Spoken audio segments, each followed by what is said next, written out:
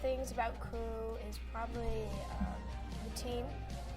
You know, the girls that are on the team, they form such good bonds with each other because they're spending so much time together. I mean, we're spending up to like 20 hours a week at practice, you know. And in order to function well as a group, you have to, you know, have that strong connection. They seem to get along really well, and I love the camaraderie that I find on both the boys and girls side of the team. I think it's a good way to get in like physical activity, but also spend time with my friends as well. When people ask me about rowing, they don't really know anything about it. The first thing they usually say, "Oh, you crew." It's always like this arm motion, pretty much. And they say, "Oh, are you the person that sits in the boat and yells stroke, stroke, stroke?" So literally to me, that tells me they have no idea about anything that we do. We all row in a boat together, either 4 people or 8 people plus a coxswain. So we all have to be in sync following the stroke, which sets the rate of the boat.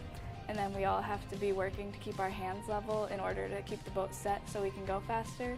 So if we were all just individual and not paying attention to each other, the boat wouldn't move as fast. But I mean, you look at it, if you were just to see a boat kind of on the water, it doesn't look like much, honestly. It looks, you know, kind of almost easy in a sense, but that's the beauty of rowing, because in order to really make it look like that, there are so many hours, you know, of practice that literally go into every one of those strokes to make it look that way and to make it look like it's that effortless motion. Well, actually, being a coxswain is really stressful. You know, people just, whenever I tell them I'm a coxswain, they're sort of like, "Oh, you know, you just sit in the front of the boat and just, you know, scream at them." There's a lot more that goes behind it. Your coaches, you know, they expect a lot from you, and sometimes it's really stressful because, you know, anything happens, you know, they look at you.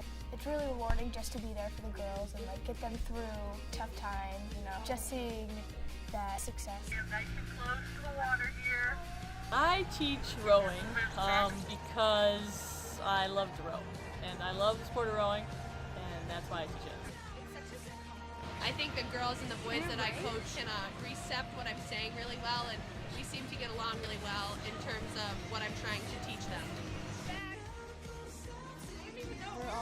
We all trust each other, so it's like, you know, we won't like harm each other in any way. There's like no drama, like it's all like talking and everything, like becoming like a big group, like family with like a bunch of girls. Obviously the people is one of the main reasons why we do it, I think. I think that it's really tough, but being with your friends and the bonds that you make just helps make it easier. Just the fact that we're within 10 feet of each other, about 2 hours a day, every day for lots of weeks, that gets us really close and get to know each other really well. Yeah, I think it's a big time thing, and especially since when we go on races away in Saratoga and the nationals and stuff, and like going on like 4-hour bus rides together, you know, I think that's a big part of it. You make a lot of friends during crew, and there's friendships that will last you forever, and it's really a good time. It really makes like the bond in the boat stronger and outside the boat. It connects you on a different level than you're used to with other friends, where you're always together, so the commonalities and the bonds that you form are really like once in a lifetime. Rowing is kind of something a niche type sport. You don't really fully understand it, I would say, unless you are part of it. You know, you just kind of have to build that friendship with people because you ultimately need to trust them. And if you don't trust them, you know, your boat's not going to work, basically. So you have to have the trust, and through the trust, you basically build a friendship.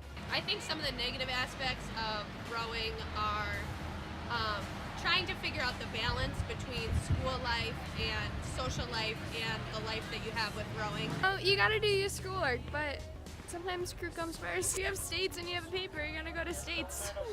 It happens. It's helped me stay oriented on school as well as sports because they go hand in hand. And it's helped me have like a stronger sense of character about where I want to go in the future, what kind of things I want to do. So it's very character building sport. I think it's made me more driven to be like fit and healthy, and I can feel I can work better with like other people now. Crew is more of a team sport than anything because there's so much more sync and flow together in one solid unit than any other sport around. It's kind of like forced upon you because if you don't work together as a team, your boat's not going to move fast. Not one person can really, win a race. You need everyone. If one of you gives up, you're not going to win. So it's honestly one of the most team-building sports that there is, just because you rely on each other so much. It's like family. You have to be there for each other and support each other no matter what.